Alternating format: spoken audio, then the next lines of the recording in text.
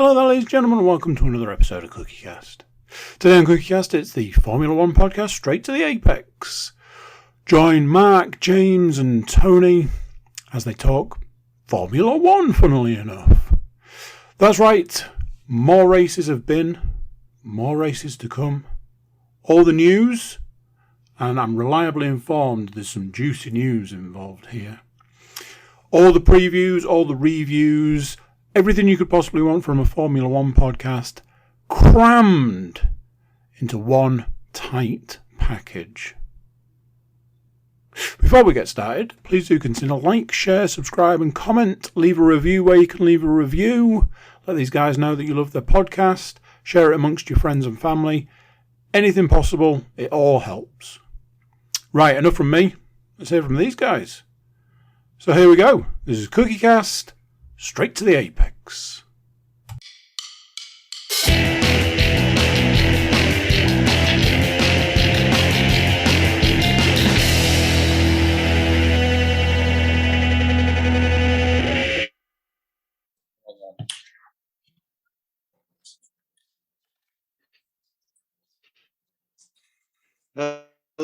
Hello there, how are we all? This is episode absolutely late and still eat my tea because I've been socialising with my next door neighbour who thinks it's episode 7 of Straight to the Apex season 2.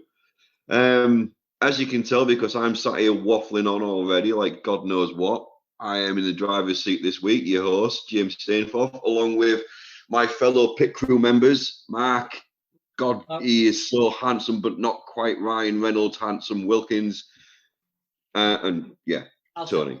Yeah. How are we, boys? Good, thank you. Good, thank you. How are you? I'm good.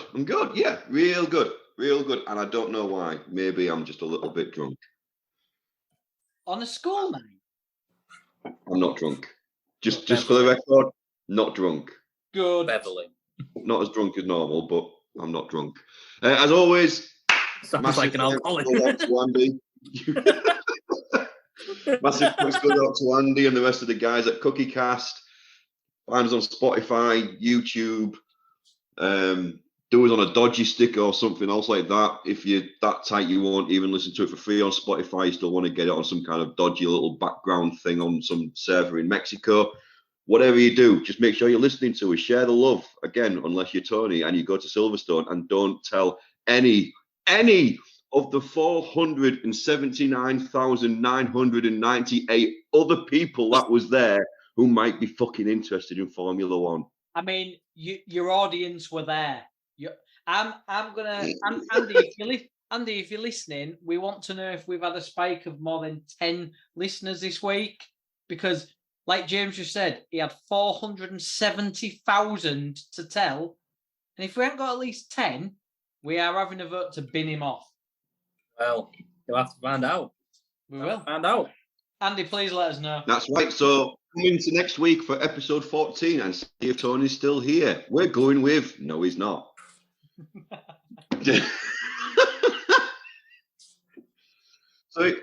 So Tony was at Silverstone.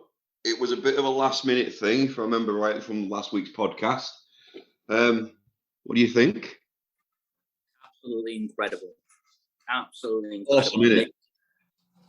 It was, yes, it's expensive, but is it worth it? Yes. I think if you go for 3 days, absolutely more than worth it, 100%. If you camp and you go general admission, you mean camping? Even more. Just to clarify.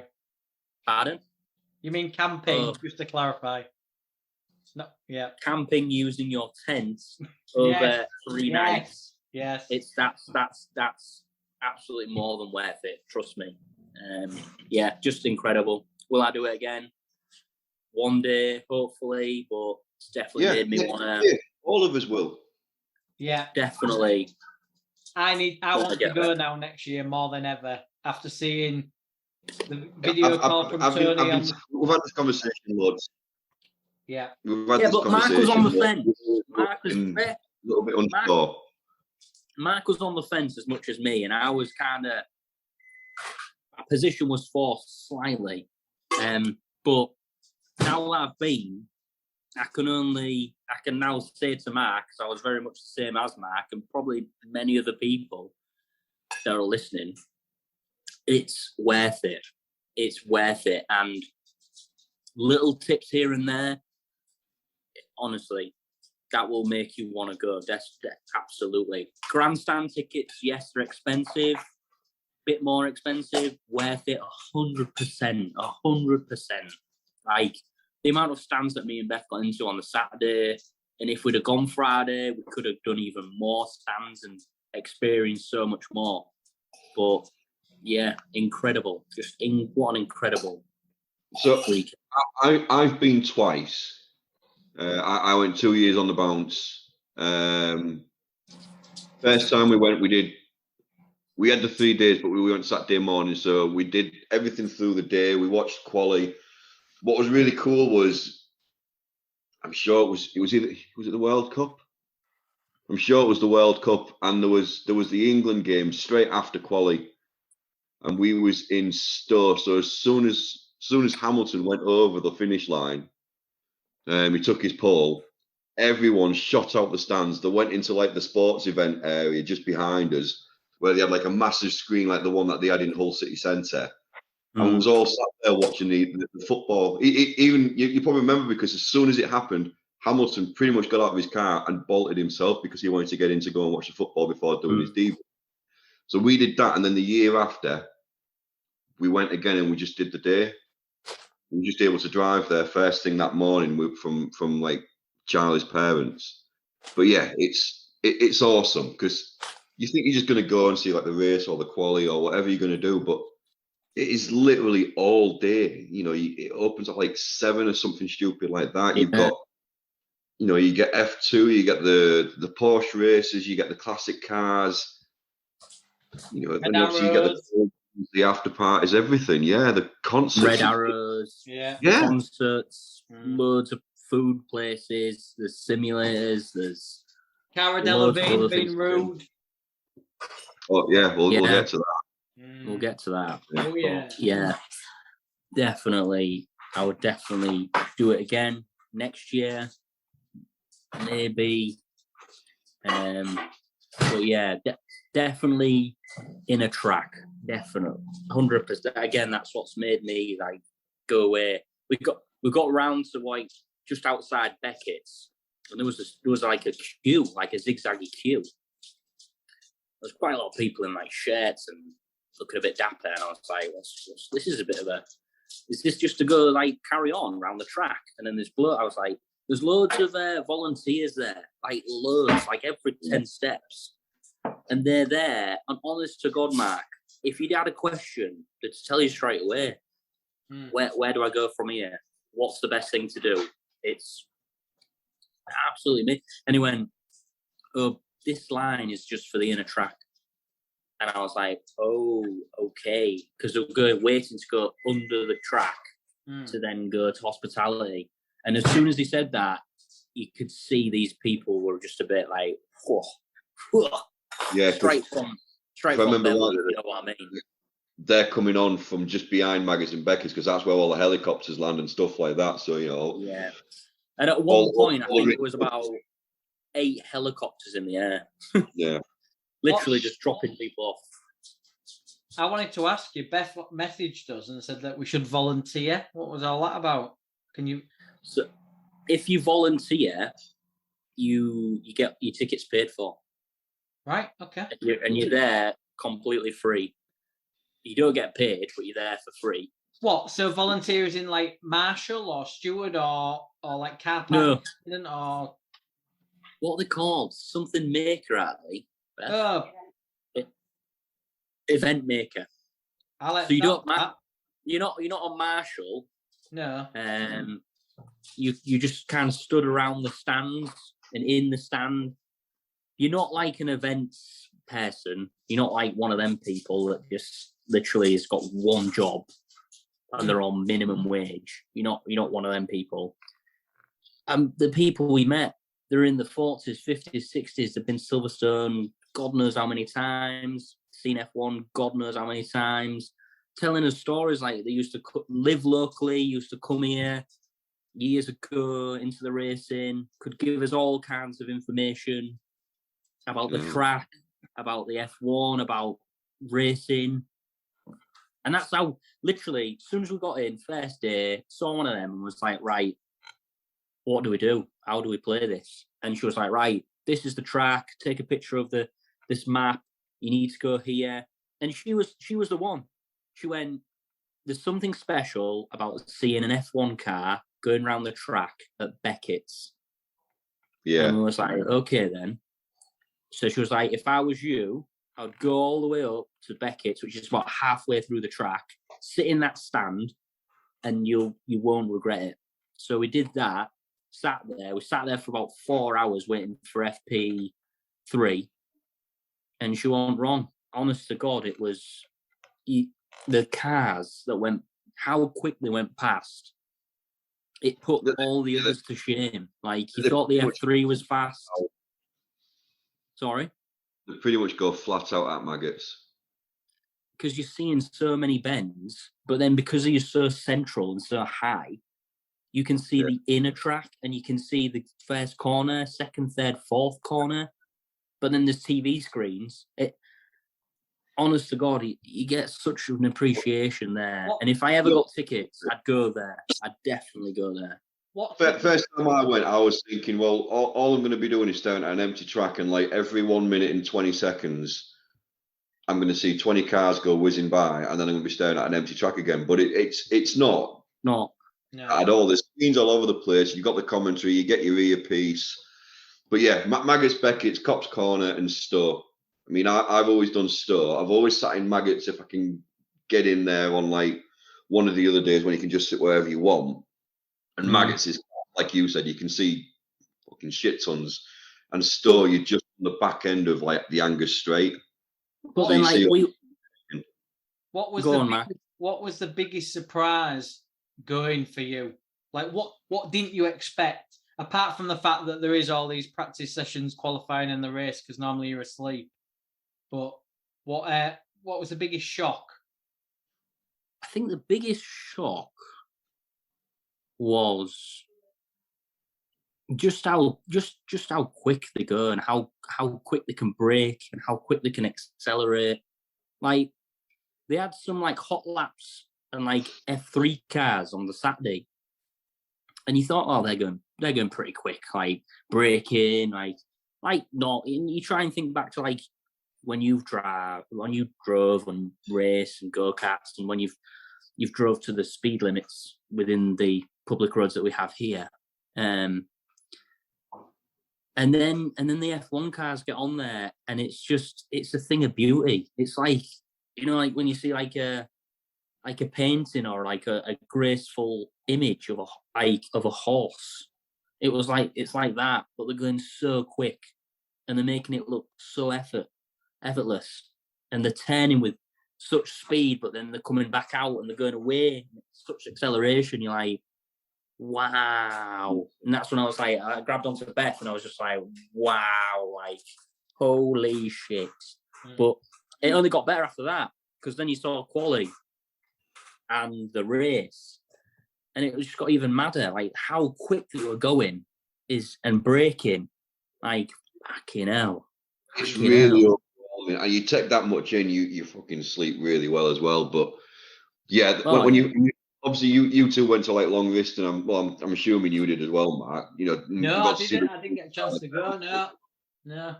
Once you actually see an F1 car up close, and you realise just how wide it is and how low to it's unreal. But yeah, like Tony was saying, when they hit maggots, you know, when they do the Maggots and Beckett's turn, I mean, you can be sitting there and you're looking at that turn and you can see just how windy it is. And it's almost like the float over it. It's like a butter gliding through butter or something. Sorry, a knife gliding through butter or something. It's just that it's straight, so effortless. It's unreal. That's the experience of seeing live racing and the weekend. Like, we were sat in a stand looking at it. But if you wanted to, you could stand on literally right next to the hoarding, like maybe less than 10 meters away from the track. But then you could go, so for the race, we was on Luffield Corner, we was miles back, up high, and they were going really slowly around the curve. But then it depends where you want to sit again, where you want to stand.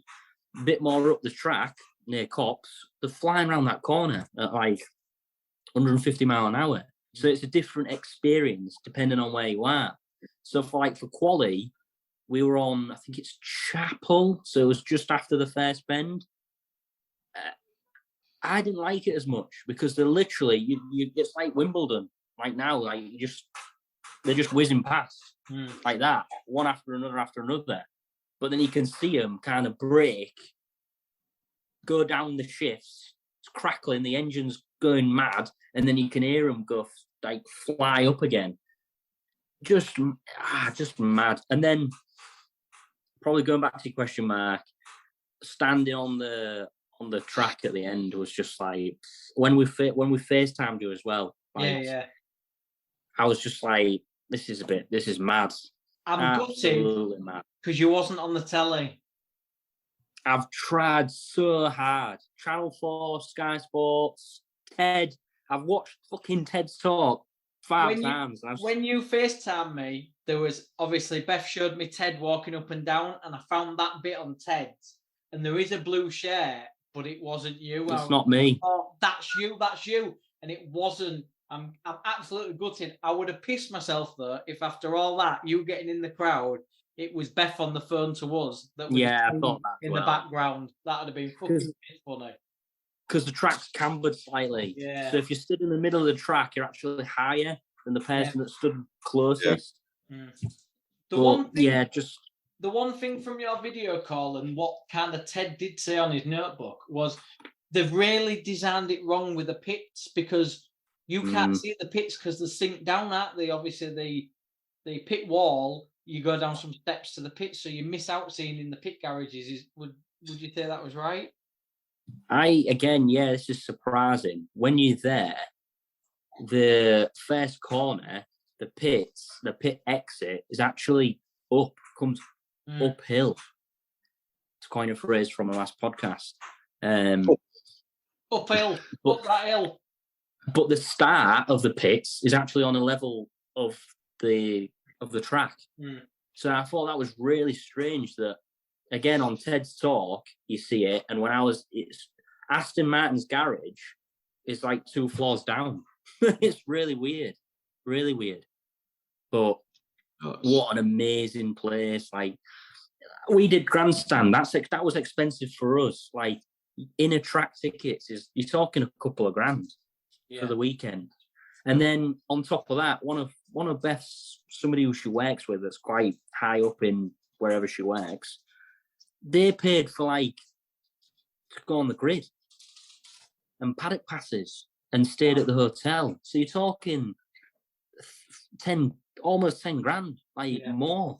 But then you can get a helicopter in. You can get a helicopter ride around the place. You can go into the garage. Do you know what I mean? So again, you're talking more. It's more and more and more money. Like, there was a guy with a VIP badge and getting on the bus on the way back to the car park, and you're thinking on his photos that was going through on his phone of the day, like, you think he's paid what, thousands, and there's levels.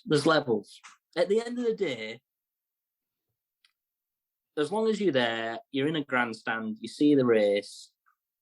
Beckett's Club Corner. If you get good tickets, trust they're worth more than 300, 400, 500 quid. Easy. So, again, go on. Amazing. What an amazing. Do it, Mark. You will not regret it. Do it. Absolutely worth it. Yeah, I've got to now. Now you've been the guy that don't watch Formula One and falls asleep, and he's actually been to the Grand Prix before me. I need to get my ass there. I even was planning on making some kind of joke of saying to Tony, so your first experience at Silverstone, what was it like staying awake during a race? But I was like, nah. Well, that's what I mean. He was smart. That's why I asked him what surprised him most. He was shocked that there was 3 practices, qualifying and a race. What's all these? I don't know cars this much. between lap 9 and the final lap, there's like 50 other laps in there as well. Just keep going round. I didn't realise. The other thing, and we'll probably touch on it later, and this is the last thing, is the weather. Like, it could be raining where you are, but somewhere else on the circuit, it's pissing it down. And then 5 minutes later, it could be the other way around. And that's because it's an old airfield. That's why Silverstone, you get that it's raining at club and not on the pit straight, because they said like there was a massive band of rain. Obviously, me and James will have seen it on the radars on the TV screen. Massive band. And because of the wind around Silverstone, it basically parted the clouds around the track. Yeah. And you could see it. That. Yeah. In the race, it was sunshine. But behind one of the stands, I think it was to the west, at pitch black, like rain cloud, absolutely pissing it down. And you think, if that just comes to the left, comes to the right a bit, just over the track, bloody hell, everyone's going to be on Inters, no doubt. But it held off. That's the thing. It's so strange. I do kind of wish it had rained. I do. Not for you and Beth. I just wish it had rained. No, I do. Because quali was great, being that bit different. The race, if it had banged some rain in with 20 laps to go, it had made it spicy. Yeah. It was good anyway. Yeah. It's one of my favourite races I've watched this season so far, but watch this for a little lead into a new kind of section. Now, so best friend got tickets onto the grid. Would she have spoken to Martin Brundle if he'd have approached her? Yes. Yeah. Anybody would. Have you seen the people defending Cara Delevingne? Have you seen? Oh, yeah. Because They've probably got Martin's rude. Martin does it for the controversy. It wasn't Cara that said no. It was the Alfa Romeo like press representative. But hang on a minute, you've got your own voice, and then the fact that she kind of went, "No, I can't hear you. Sorry." I just thought you looked a dick. But she didn't even own up. Be honest. Like that, I was like, you're a fucking idiot. I mean, I already find you annoying because you walk around with bigger fucking eyebrows and bare out at Sesame Street. American Pie. Jim's dad, yeah. Don't want to talk to fucking Martin Brundle. Well, I'm sorry, love, but the fucking rules are, if you're going onto the grid, if you're invited onto the grid, you've got to talk to whichever fucking representative of the media it is that might approach you. Absolutely. But you ran across there. Like, I'm sorry, but Alfa Romeo telling her to say, like, don't talk to him. She could have said, oh, I'm really enjoying my experience with Alfa Romeo. Like, what a fantastic team. Like, you could have fingered. I mean, Pep Guardiola. Great experience. I hope the British drivers do well. Pep Guardiola is an absolute first-class fucking cock. Like, he is. He's big-headed. He's a bit of a dick. He spoke to Martin. Sam Ryder, he was like, legend, hugging you. And to be honest, the way he described what was maybe happening in the race, he could commentate. That's who you want on the grid. Sam Ryder even said to Martin Brundle, I'm really sorry, I'm talking your ears off. I best let you go. And Martin's like, no, let's keep chatting. Yeah, and Sam Ryder is a tiny celebrity compared to Cara Delevingne, but I wish everyone was like him, because I know, like, people have jumped on and said, oh, Martin does it for this. No, but, like, say, if you've got a film coming out, you just quickly say it then, don't you? You're on the grid. You're on national, like, Sky Telly. Like, don't act like an absolute diva. I don't give a shit what people might say about Martin Brundle with this, going, oh, he's rude, or oh, he's just doing it for the attention and all that. No, love. He's been doing it since 1997. Yeah. He is a former Formula One driver himself. Yeah. Pay the guy fucking respect. And you know what? Maybe he's getting a little bit more sarky this year and stuff like that. But that's because he doesn't enjoy the grid walks as much anymore because of the amount of ignorance there is on that grid. Yeah. The amount of supermodels, fucking Wimbledon ex-champions and all that have just like played stupid. I mean, granted, you've probably got collective IQ altogether of one, but fucking hell, talk to the guy. I did like his comment. His comment. Like, that'd have been real interesting. It doesn't have to be Martin Brundle, though, to have manners and respect. Exactly. No. That's what I thought was disgusting. Like, The amount of people you that's were rude to him. And I'm not being funny. Brad Pitt was there doing parts of his film, obviously recording his new Formula One film and stuff like that. He even fucking took his time to talk to him at some point, if I remember rightly. And do you know what? Yeah, because he said to him in the garage, "What you guys do," and included Martin. He was like, "What you guys do? You're like my heroes." And he went, "I want you in as a cameo in my film."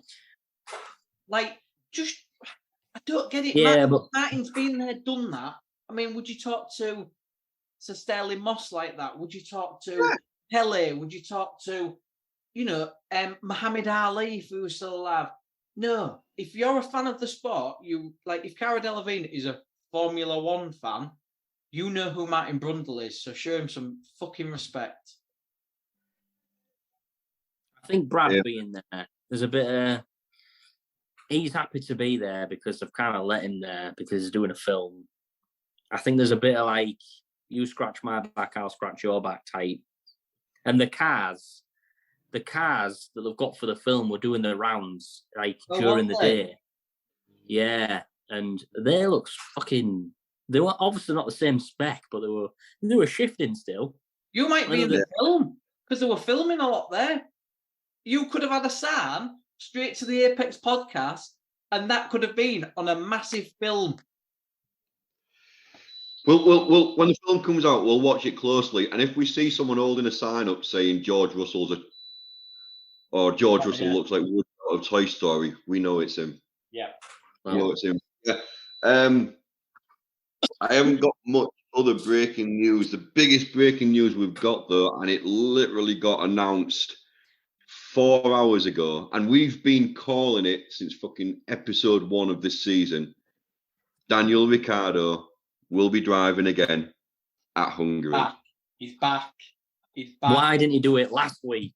Fuck's sake. Do you know what? I think it's because of what I said last week, where it's that kind of Red Bull are sitting there thinking, do I get rid of Perez or do I get rid of bloody De Vries? But this weekend, the amount of fans, Danny Ricciardo fans, just listening to people speak and speaking to people, he has a lot. He's a big guy. They fucking love him. Even when he did his did a little chat on the stage that they have there, and there was fucking thousands of people there for him. Nick De Vries didn't hear fuck all about him. If he hadn't raced, I don't think anyone would have batted an eyelid. So, honestly, Yuki Tsunoda as well. They fucking love the Yuki. We got the chance going for Yuki. So I think Daniel, after this weekend, he needs to be in it, honestly. And that's crazy coming from me, who's been slagging him off. You have. You see, I actually think, because I had it down that Ricciardo was making his Red Bull return at Silverstone for the tyre test this weekend. And then all of a sudden, it was breaking news. He's actually in the Alpha Tauri. I think it's a great move for them because, honestly, Nick De Vries he's shown himself up as being overrated. Didn't do much before as a test driver. Didn't do much. I think he was okay in Formula E. He's not. I don't know. I don't know that, mate. I mean, he hasn't been given enough time, and it's a car. Yeah. There's a lot of things at play. No, but let's go back to what we've said about other teams. De Vries and Tsunoda, are they leaders to fix that car? No. What we said about and I think Ricciardo ticks that box. Look what he did at Renault. You know what I mean? He got Renault to the podium. Like, I honestly do think that they are putting him in basically to fix that car. But this is the pinnacle of F1. As well. He left McLaren going, you guys are shit. I ain't fucking staying with you. And then this week they've just been like, yeah. I know. You know what? They've won me over, you know. They've won me over. Oh, I've heard about this. You fucking jump from ship to ship, you. You absolute... oh, God.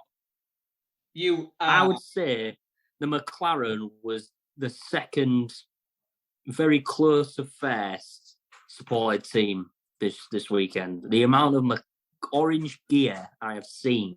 And I remember getting on the bus on the way there on the Saturday at about 7 o'clock in the morning and thinking, if I was seen with a Renault badge on my shirt, shoot me. And by the end of the weekend, I was like, wow, okay. I might have to just take these guys a bit more serious. Tony, honestly, I want you to answer this question. There's 2 questions, actually. I want you to answer them both, like, as honest as you can. Number 1, did you buy any McLaren merch? No. Okay. Number 2, did it cross your mind that maybe you was going to buy some McLaren merch? No. Because one, I don't believe that. I'm a Mercedes. I'm Mercedes. But recently I've joined the Aston Martin hype train.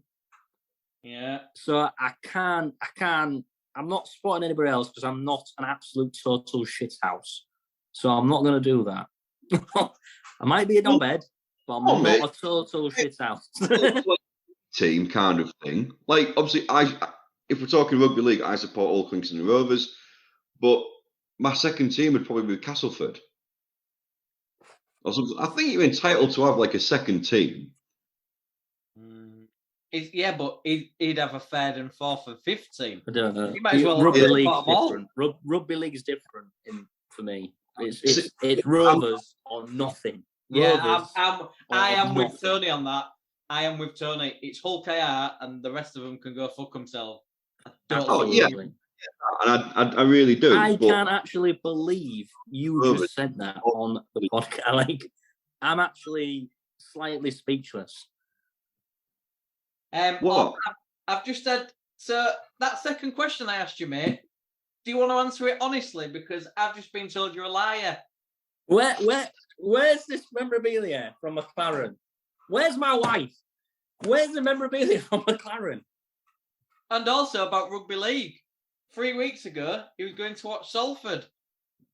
We were passing. We was passing, and I thought we'll just nip in. Wow. We'll nip Thanks, in. Beth. Thank you. Oh, yeah. You know Where's what? the McLaren? Surely this McLaren. I'm near the court playing. I'll be like, oh, you know what? I'll go watch FC. No, don't fucking happen, mate. That's different. He just called you, mate. You just said about Castleford, and he's just gone, no, bullshit. He nearly went to see Salford. Have a wed. I appreciate rugby league. So I was going to, all of them. I was passing on a game day. You've lost your fucking right to talk now. Salford. No, but you said my second team is Castleford. I will mute your fucking mic. Salford, the team that fucking relegated us fucking years ago. Unfucking believable. Also, video evidence of him screaming Lando. Really? Yeah. Mate, I would say, no, I'm going to be completely honest here. You need to backtrack harder, yeah? You've done a massive hole. We'll get to it. We might get to it in the race. But if there was one moment this weekend... I've muted him. But no, you know what? Yeah, mate, you know what, mate? Right, maybe you did cheer on Lando, and there's no fucking... I was. He was fucking phenomenal in that race, but we'll get to that shortly. So we're getting towards the end of part 1. So what we'll do, quick break there. We'll come back, quickly get the qualifying, hit the race. Tony's got a little quiz for us, and then we'll do predictions. And if Tony's really lucky, we might unmute his mic. I'm unmuted. Oh, damn it. I'm back. Right. Yeah, good shout. Let's do that. Right. Let's go. Speak to you guys. Bye-bye. Bye. Hey, you. Yeah, you that's listening right now. Thanks very much for tuning into this episode of Straight to the Apex, the Formula 1 podcast from CookieCast. If you're enjoying this episode, why not like, share and subscribe? Whilst you're there, feel free to check out some of the other podcasts that CookieCast has to offer. If you like football, we got a football podcast. NFL more your thing? Then the Laces Out podcast is for you. Maybe even a little bit of the wrestling. Just look for the Getting Over podcast on CookieCast. Maybe you want to listen to Andy's Darkest Timeline. It's there too. So, the F1 boys have probably got themselves a drink. It's time to get back to the action.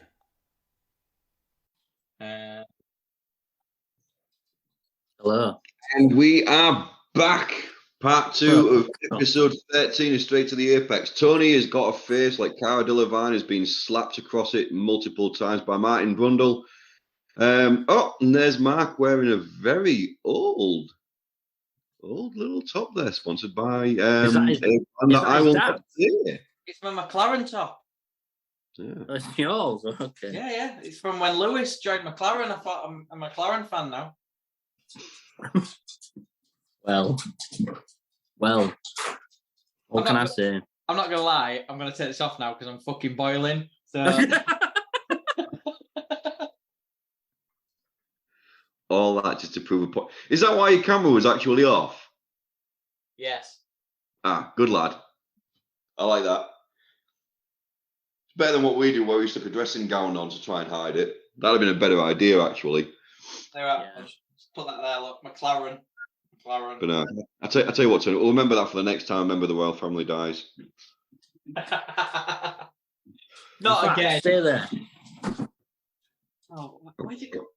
Okay. This is the disappearing podcast. Yeah, we're all going to take it in turns by walking off the camera and coming back wearing something completely different. I'm going to be honest. I don't think we're going to have time for a quiz tonight. Well, there's a prize, so there's a quiz. Oh, okay. Yeah, I don't know what said prize is, but apparently there is a prize. I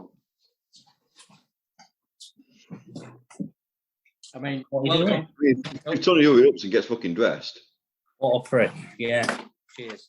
Sorry, I couldn't find it. But I've got some memorabilia that I need to show you as well. Okay. Beth's gonna hopefully find it for me.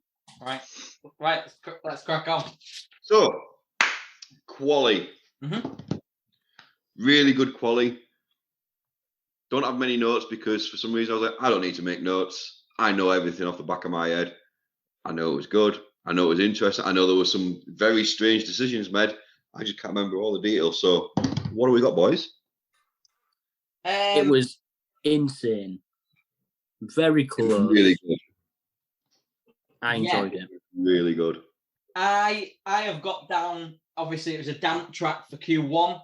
Ferrari, Aston, Sargent all went out on Inters, but quickly Leclerc went out and he was like, "Oh, we need slicks," and they all changed to slicks. I was worrying for a bit because I was starting to think, is Hamilton making that mistake again where he doesn't get out in time? At one point, it didn't even look like that. No, we can't see what you're holding up, mate, because you're going to have to turn your background off. He's not doing it. No, you'll have to turn your background off. Keep shame. going. Team McLaren Mercedes. That's all I saw. Is it a big towel? Is that like a beach towel kind of thing? Yeah. All the stuff you could buy.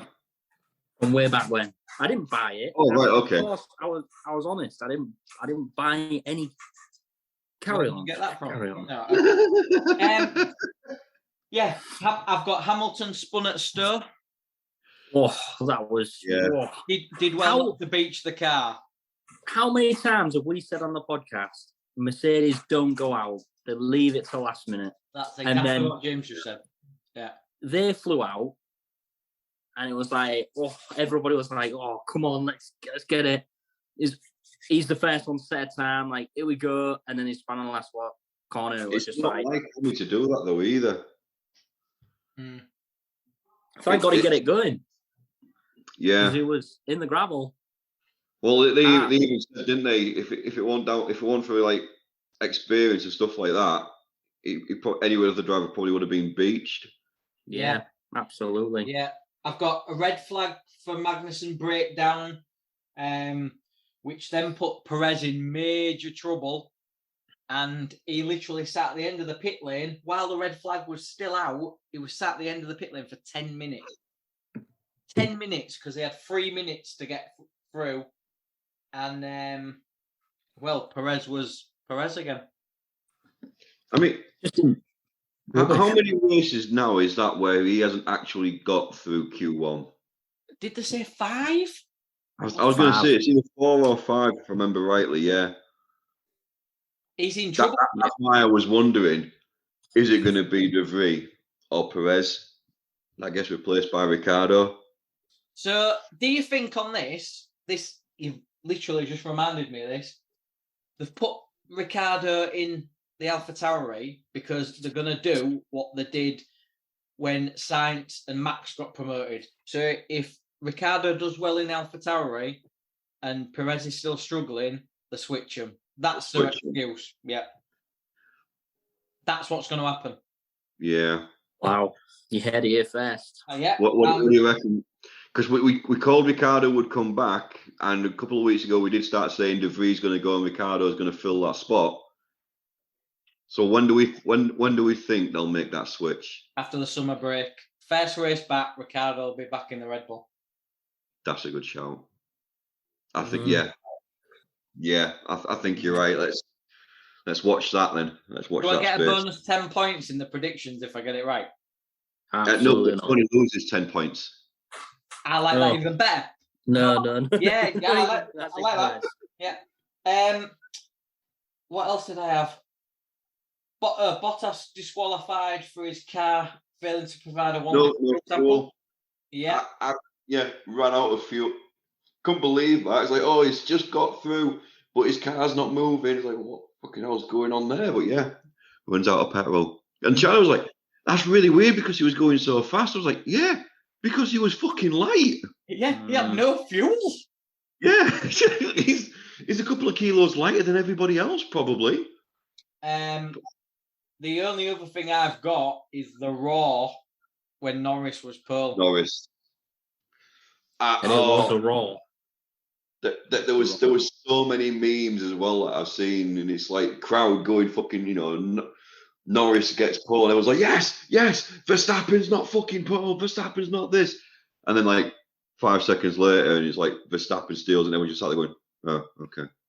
I did like Norris' comments when he said Max ruins it for everybody. Yeah, that's just typical Max. It's what he does. Yeah, I did really like. I mean, I've gone off Norris a little bit. I think I've said before, I'm starting to go back on the Norris train. I'm not. I'm going to completely agree there. I had kind of gone off him as well, and then after this weekend, I'm just like, nah, you're all right. Yeah, good, cheeky little Norris. Yeah. So as soon as Sammy's out, I'm your fan. Yeah. Not that little, Toy Story wannabe reject. Hi, George. Yeah. I've got some comments. I've got some comments to say about him after the race, because him in the race pen afterwards, his comment I thought was absolutely shite against his teammate. Wow. Did you not? Shall I tell you what he said now? Yeah, might as well. I thought Piastri deserved P3 today, the way he drove. But your teammate just finished third. But no. Piastri deserved it, not Lewis.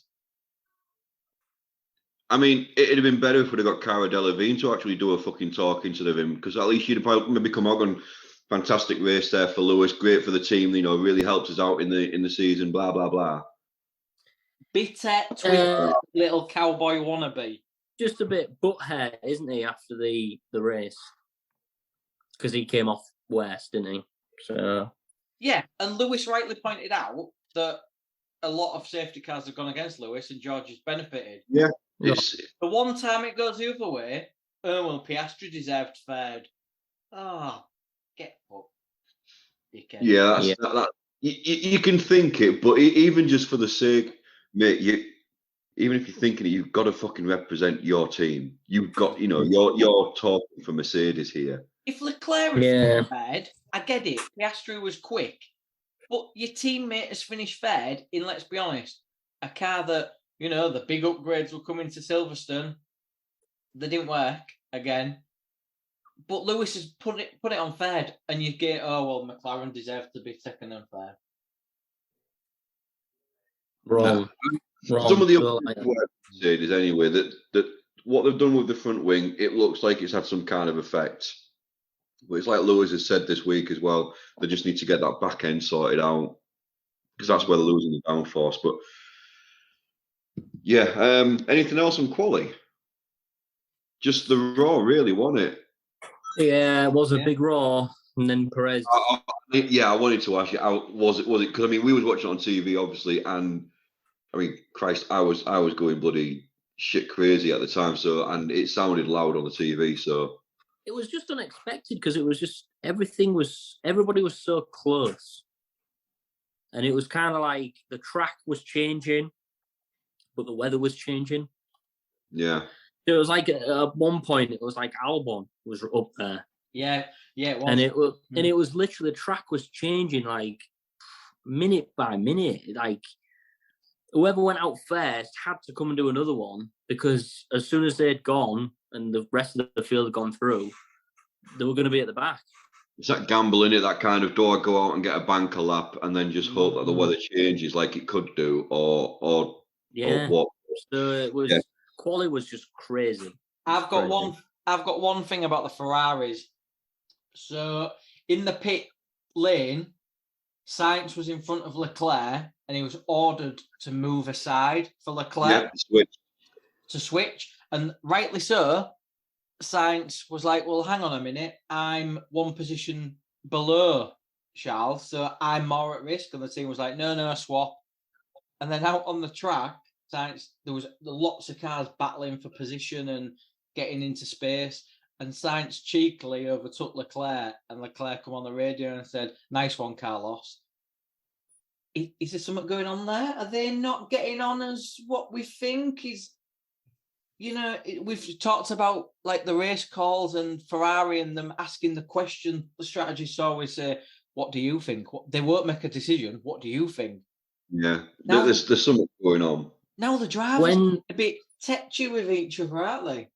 When things are not clear, when things are not clear and set in stone, and people know their position, people then start to question and start to get a little bit angry and go out of their position, and other people then question that because nobody really knows their role. And it's just another Ferrari thing that we've touched on before, that everything's not quite right. So everybody's kind of doing their own little bit and going on their own little thing. And why is Sainz not happy with that? Is he second driver? Does he know that he's second driver? Is he? No. Do you know, is Leclerc the first driver? But then Leclerc's not really a first driver from his performances. We've spoke about that at length. So I think power clash. I've lost count how many times I've fucking said this season, but you know what, mate? I think you're right again. I think it's a case of Leclerc thinks he's number one. Yep. And he's been told he's number one. And Sainz thinks you're not number one. Doubt breeds more doubts. But Leclerc doesn't like pressure, and I think that he wants Carlos there.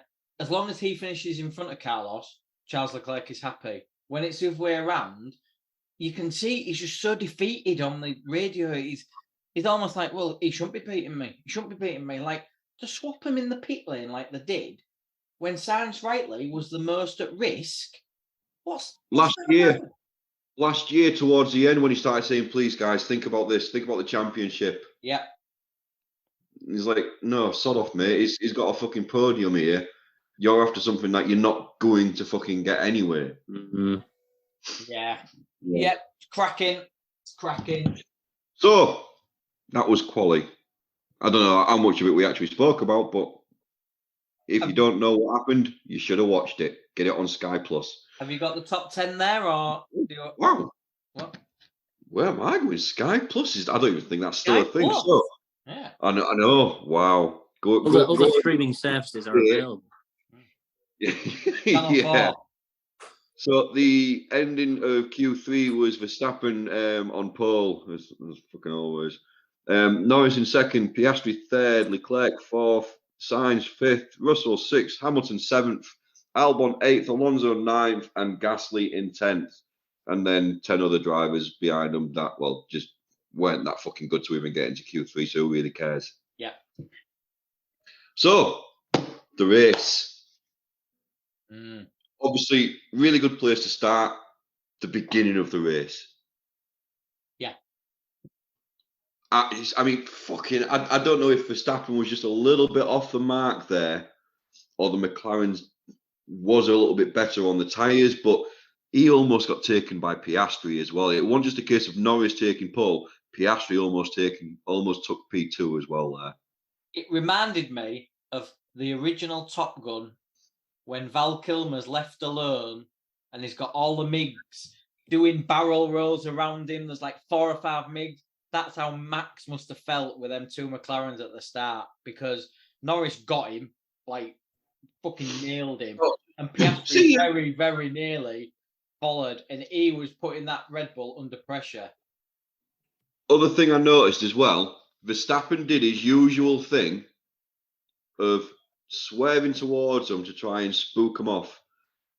The thing is, he's been doing it for that long now. There isn't a driver on that track who doesn't expect Max to fucking do that. Norris didn't even fucking flinch. No. Norris was in front. You're just one of my fucking safety visors I've peeled off now. Goodbye, you in my mirror. Yeah. I thought it was quite, we've just said about a poor team, Ferrari. I thought it was quite clever that McLaren had said, Piastri, stay behind Lando, help each other out. And they see what we do. They were sticking with Max. They were sticking with him for quite a while. He didn't get anywhere. Normally, every race so far, by about lap 2 or 3, is a good 1.5 to 2 seconds in front. Yeah. Normally, by the 10th lap, he's pushing 6 seconds lead. He just wasn't getting it. It's almost like the tyres they didn't fire up on that track. It was weird. It's not like Red Bull that in any way, shape, or form. But even his reaction time on the lights, I mean, I think he was something like half a second slower than Norris. No, it was actually quicker. His reaction time was quicker than Norris. And really? It was the second phase. Max got loads of wheel spin and Norris was able to drive by him. Yeah, because they said, I think there was 0.3 in it and Max was quicker, which makes it even better. Like the Red Bull bogged down and Norris just nailed the gear changes and like shot by him in that second phase. I mean, that is just what I liked about that. I said to Charlie as well while I was watching the race, what's really nice there is we're actually seeing traits of Hamilton in Norris now. If he's got a sniff of something, he's going for the fucker. You know, and he really showed it in that. I mean, he kept P1 for a couple of laps. I think Max got him just before DRS was enabled or just after. I can't remember. Yeah. But he never really lost any time after that. Max wasn't getting away very quick. At one point, Norris did get back into DRS. So he was putting up a really good fucking scrap in that. And yeah, the difference that McLaren have made, considering the start of this season, we was all saying, fucking joke, absolute shit show. What the hell are they doing? So all of a sudden this week, we are sitting here going fucking nuts over them right now. Well played, McLaren. Well played. Very well. I'm going to do a Nicky Lauda and I'm going to doff my cap to you, McLaren, because class, they've got 4 or 5 more updates in the pipeline, I reckon. Yeah. And if they keep going, and Lewis and George both said that McLaren is fast. It was fast. Tires. Hards as well. Yeah. I mean, when they went on to hards, after that safety car, and it was like, right, they're going to go on softs. Russell's already showed them softs last a good 20 to 25 laps. They're all going to go softs, and we saw Lewis, he went on softs, and like they're going to, and they came out on hards. I was like, oh shit. Yeah. Credit to McLaren.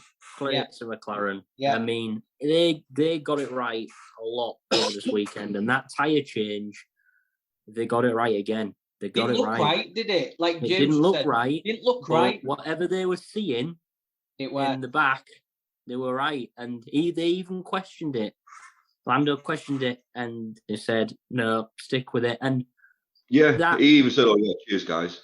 That start was easily the best moment of the weekend. Like, it was the shout, I screamed like a little bitch. Like, it was insane. Like, because everybody who wasn't a Max Verstappen fan loved that.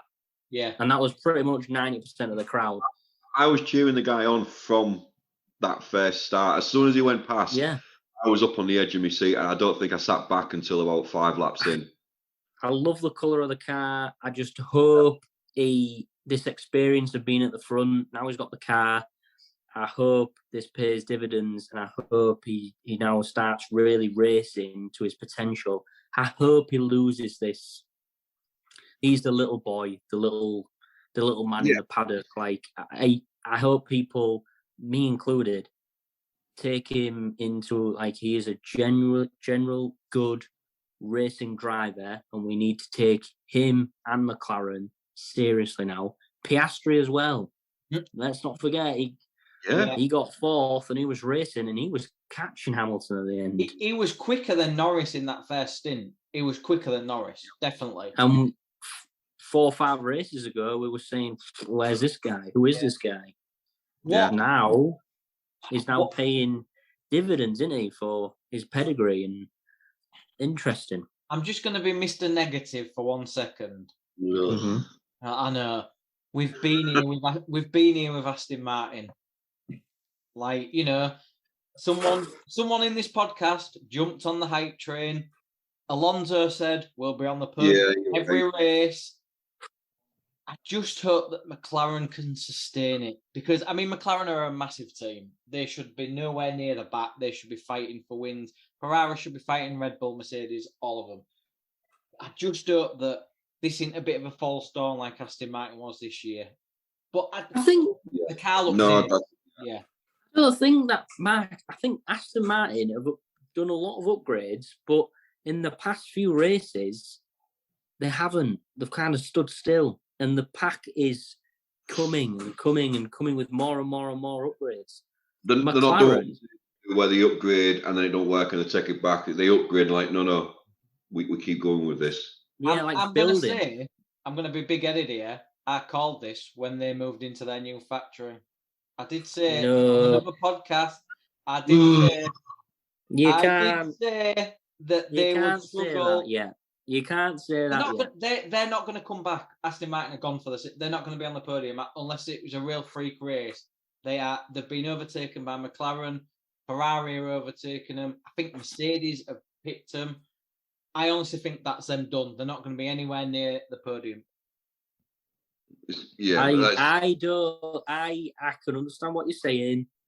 There's a small part of me that's like, maybe he's right, but not yet. Come on, give it summer break, a few races after, then you can say that, and then you can laugh in my face. And you'll lose 50 points, yeah? If I'm right. Woo! Straight into the negative numbers. I probably will if I keep picking Aston Martin in the top 3. I wouldn't do that anymore. So, results for that race. But yeah, before we go on to that, I want to see more of Norris on the podium. And because, I mean, for one thing, he's a great driver. He is fucking great to watch.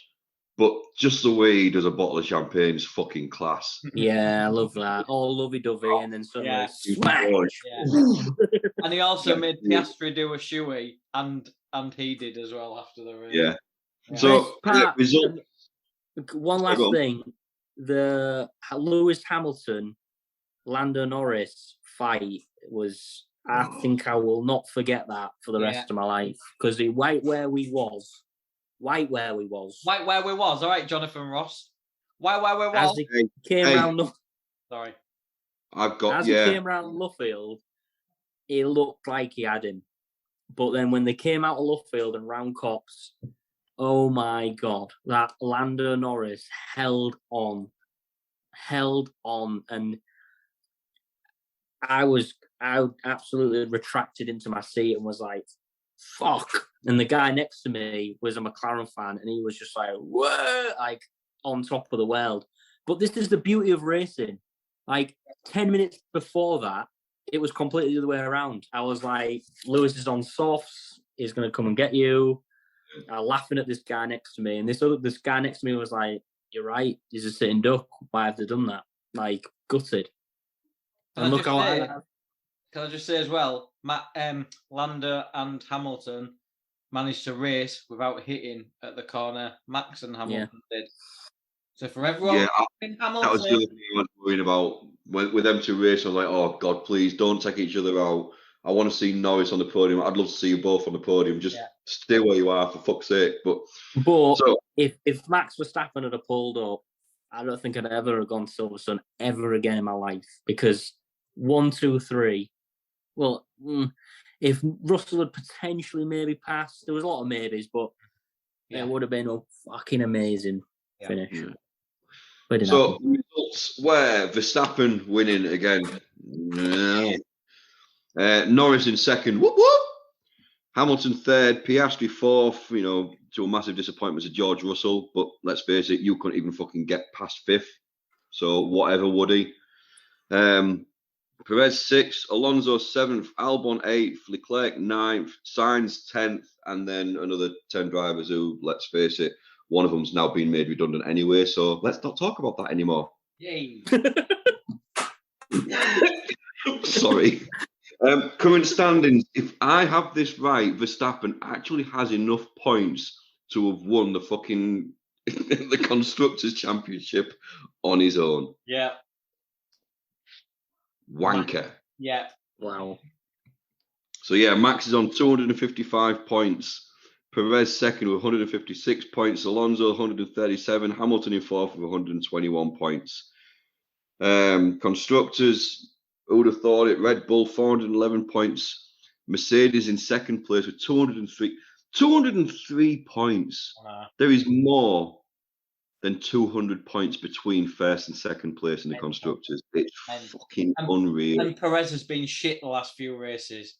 That's how scary it is. He's going to get made redundant soon as well, so who cares? Yeah. So, I hear there is a little quiz from the new quizmaster, Tony T-Dog. God, he's a good-looking guy. Almost as good as Jackman is in Deadpool 3. Thank you. So there's a quick quiz. Okay. I've got a special prize from the GP for the winner. Okay. It's very special. Okay. So the first question. This is fastest finger first. All right? Mm-hmm. Just shout your name. All right? Mm-hmm. Jenson Button won the 2009 Formula One World Championship driving for which team? Back. James. Mark was first. Ron G. Come on. Correct, Mark. What is, and again, this is fastest finger first. What is Red Bull's most successful circuit? James. Hungary. That's incorrect. Mark, you've got as enough time as you want now. Think about it. It's definitely not Hungary. Is it Austria? No, it's Monaco. Real? Oh. With 7. Austria was my first guess as well. Okay. Which driver, fastest finger first, which driver is Ricciardo's brother-in-law? What?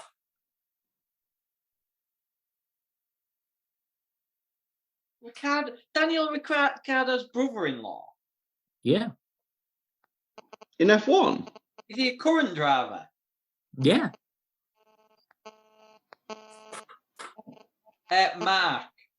Mark. I am going to take a punt only because I know his part. No, they're not married. I was going to say Valtteri Bottas. That's incorrect. Yeah, okay. James. Pierre Gasly. Incorrect. It's Lance Stroll. No fucking way. Wow, okay. Okay. Nice, good question. Yeah. So, next question, fastest finger. What driver has Max Verstappen recently passed on win totals? James. I want to say Schumacher. That's And it's incorrect. Is it Senna? That's correct. Yeah, I was mate. I messaged you earlier to say, give me the answers. You can't act all disappointed because Mark's winning again. Right.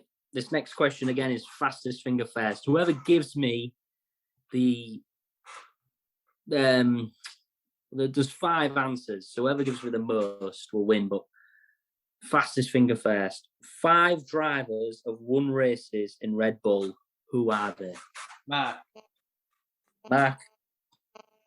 Verstappen. Correct. Mark Webber. Correct. Sebastian Vettel. Yeah. Correct. Sergio Perez. Correct. One more. David Coulthard. Incorrect. Oh. So you potentially could steal this here, James. What did Mark give again? He said Max, Vettel, Webber, Perez, but there's one more, and it's not David Coulthard. Fuck. It's not Albon, is it? No, it's Daniel Ricciardo. Oh, of course it Oh, is. I thought you said him. Because I even thought you've got Ricciardo. Definitely Bollocks. didn't say him. Damn it. Definitely. Right, I mean- what's the prize? How many Max more? won. Max won, yeah, because you've won, Max. Congratulations. So You make- you've got a choice. Oh, okay. You can either take a piece of rubber from the Silverstone track, Marbles, Oh. no? this prime bottle. Careful. Don't know what's in that bottle of Prime. Well, when you say a piece of rubber, is it a Durex or is it an actual bit of the tyre? It's an actual piece of tyre, which is about. I mean, I'll have the tyre. You're gonna have the tyre. Yeah. So do you I want to don't give this to James then? Yeah, I don't want the Prime. Oh, please Okay. tell me there's something really cool in that Prime. So in the prime, Oh, no, what? There is a £50 note. it's actually. Are you ready? Yeah. Gravel from the first corner at Silverstone. I said, didn't I? Don't fucking fall for it. Don't fall for it. That's not, you don't know what's in there. Oh, I want that now. No, too late. You've picked. That is going in my garden in one of my little gravel areas. So I will always know it's there. I've got a shitty bit of rubber and I won the quiz. I mean, It's- that rubber could be from MotoGP, the Exactly. Porsche Cup, FI2, FI1, It's fucking safety car. Why do I feel like Even I've won but He lost? even gave it away, was like, what's in the prime bottle? And I jumped the gun. Baby, so why don't you have me? But man, you won the quiz, absolutely. Shit. hands down. I don't feel like a winner. I'm going to be honest. I feel like a Well, loser. people don't feel like winners. Let's go on to the most recent predictions. Okay, let's do that. There we go. Let's do that. Let's Speaking make of him not feel winning. better. Let's make him feel better. So, Mark, you had 24 points. You went Max, Leclerc, Hamilton. So you got 4 more points, giving you 28 points. Yeah. I had 25 points. I went Max, Perez, Norris. I got Max. So I have 28 points also. Woohoo. Tony, you went Alonso, Sainz, Norris. You got jack fucking shit. Big fat 0. You big But loser. as much as I'm enjoying saying that, and I'm enjoying Mark with his little gestures and stuff, I know. you still have a 3-point lead. Yeah. I went for it. I do respect you.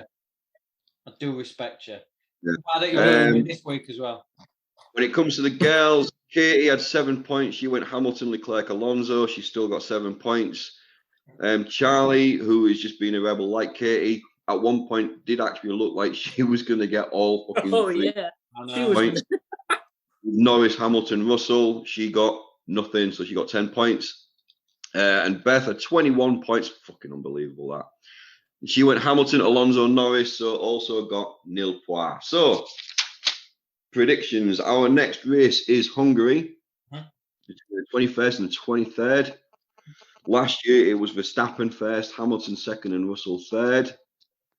Host goes first. So, my predictions are Max for the win. Yep. Hamilton second, and Norris third. Ooh. Mark, as the winner of the quiz. Still don't feel like a winner. So I had exactly the same as you. And then in the break, I removed Hamilton and I put Leclerc. So I've gone Max to win, Leclerc second, Norris third. Nice. Okay. You got yours, T-Dog, or should we move to another?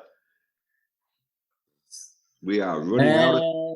Beth, I've got Beth's. Beth's got Okay. Max, Charles, Hamilton. Okay. Charlie is gone with Ricciardo, Norris, and Piastri. Ricciardo, Norris, Norris and Piastri. So Katie has gone Lewis, Ricciardo, Alonso. I'm not going to lie. At one point, I did feel like putting Ricciardo in there, but then I was like, the car's not brilliant. No. So yeah, let's be sensible, especially when you've got Tony with a 3-point lead. Yeah. Go on, Tony. Did he? Tsunoda, Ricciardo, De Vries. I'm going to obviously go Max for the win. Because You're boring. You've changed. Since you went to Silverstone, you've changed. I'm then going to go with